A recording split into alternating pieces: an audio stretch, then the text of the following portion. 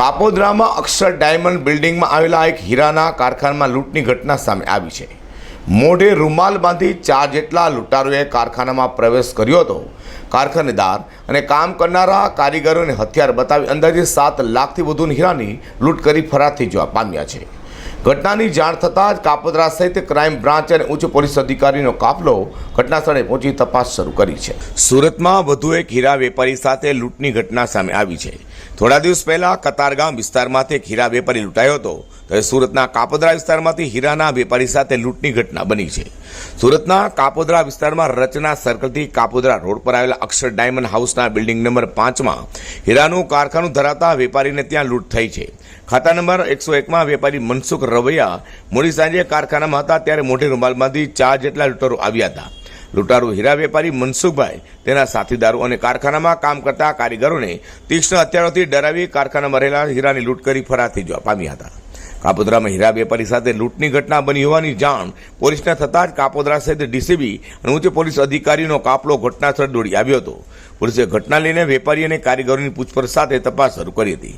ત્યાં પોલીસને વેપારીએ જણાવ્યું હતું કે મોઢે રૂમાલ બાંધી 4 જેટલા લૂંટારો સાંજે 8:30 વાગ્યાની આસપાસ આવ્યા હતા। કારખાનામાં પોલીસ કરવા માટે લાવવામાં આવેલા હીરા લૂંટ કરી ફરાર થઈ જવા પામ્યા હતા। લૂંટારો અંદાજે પોલીસ માટે આવેલા 7 લાખના હીરા કારખાનામાં લૂંટી નાસી છૂટ્યા છે। હાલ તો ઘટના અંગે પોલીસે લૂંટની ફરિયાદ લઈ કાયદેસરની કાર્યવાહી હાથ ધરી છે। આસપાસના સીસીટીવીના આધારે આરોપીની ઓળખ કરવાના અને તેના પગેરો સુધી પહોંચવાના ચક્રો ગતિમાન કર્યા છે। કાપોદ્રા પોલીસ સ્ટેશનમાં કાપોદ્રા 4 રસ્તા નજીક અક્ષર ડાયમંડ નામનું એક બિલ્ડિંગ આવેલું છે। એ બિલ્ડિંગ નંબર 5માં ખાતા નંબર 101માં હીરાનું કારખાનું આવેલું છે, જેના માલિક મનસુખભાઈ અવૈયા છે અને એમના 2 ભાગીદારો પણ છે।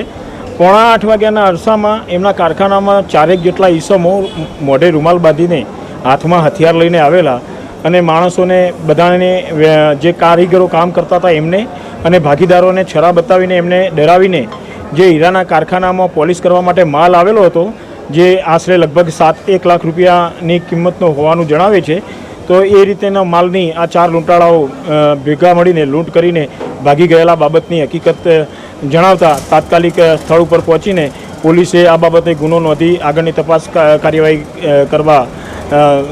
કરેલ છે। કાપોદ્રાના અક્ષર ડાયમંડમાં કારખાનું ચલાવતા મનસુખભાઈ રવૈયા ડાયમંડના નાના વેપારી છે। અન્ય હીરા કંપનીઓ અને વેપારીઓ પાસેથી છૂટકમાં હીરાનો માલ લાવી પોલિશિંગનું તેઓ કામ કરતા હતા। મનસુખભાઈ કારખાનામાં 10 થી 12 ઘંટી પોતે ચલાવી સામાન્ય ધંધો કરી રહ્યા છે। તે લૂંટારોએ તેનું નિશાન બનાવતા લૂંટારો જાણભેદ હોવાની આશંકા વ્યક્ત કરાઈ છે। અધર કુર્સી સાથે હર્ષદ સેઠા।